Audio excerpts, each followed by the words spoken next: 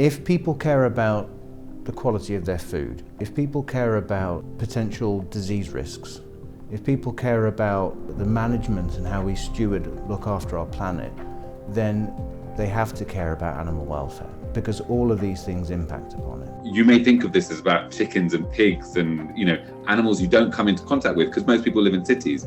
But whether or not you are interested in farming is interested in you. The practices we have will come back to haunt us if we allow them to be bad.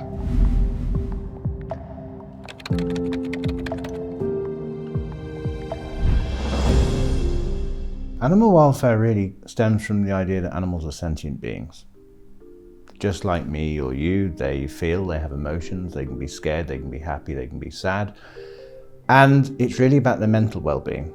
In terms of how we measure this day to day, how we assess animal welfare today, we look through a prism called the 5 domains. And this really means that we have 4 physical areas that can be assessed. Those are the level or quality of nutrition.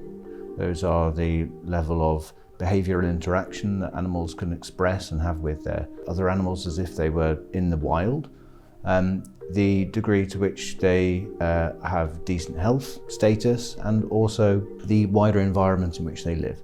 And if you can meet and make sure that those 4 areas are properly catered for, then the 5th one, the ability of the animal to have a good life, that opportunity is provided to each individual animal. And that's what animal welfare means in practice. Unfortunately, as we all know, far too many animals in today's world simply don't have those capabilities. So when we talk about animals, we're not just talking about animals, we're talking about ourselves, not just because, we are animals, we are mammals, but also because we are part of the fabric of the same world that they exist in, and what happens to them affects us. And we can see that hugely with regards to land use and carbon and methane emissions. I mean, there is no solution to the crises of biodiversity and climate without fundamentally rethinking how we farm, how we treat animals. So animal welfare has always been an important priority and continues to be an important priority for the Commission. In Europe, I think we like to think that there's been lots of progress, and there has been in some areas, but there is still, I think, many cases in which the exceptions are the norm.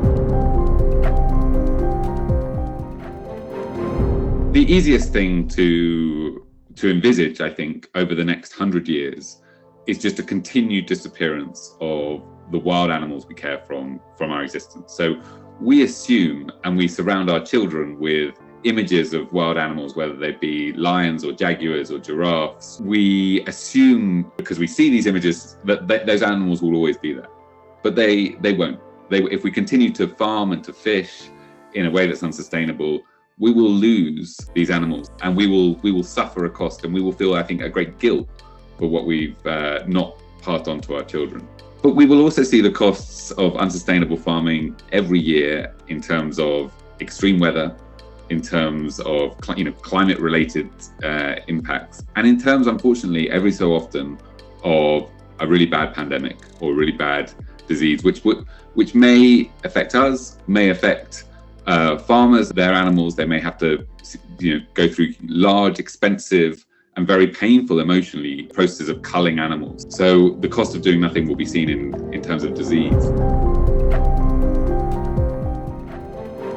In economics, we tend to say that there are 3 different ways we can make progress. We can try to change the supply side, so this is really the cap policy, but we can also change the demand side, so then we will target consumers, maybe change the fiscal instruments that we apply on food, or we can give better information to the consumer, so that's the demand side. And the third way is to change the R&D policy. We can boost some innovations. So for instance, innovations that are going to reduce the use of animals in production. If we compare the benefits for animals and the cost for humans, the increase of the price of eggs, for instance, because we ban the cage, the cost is very tiny compared to the benefit for animals.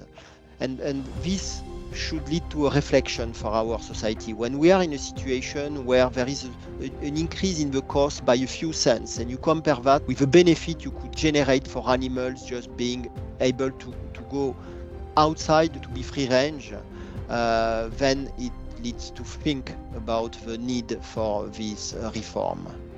There's already a public demand for more action, for more policy, for more thinking about this.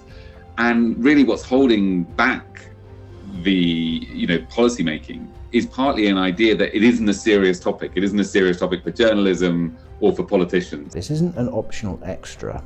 It's something that really has to be taken very, very seriously, and which needs to be addressed in a holistic manner.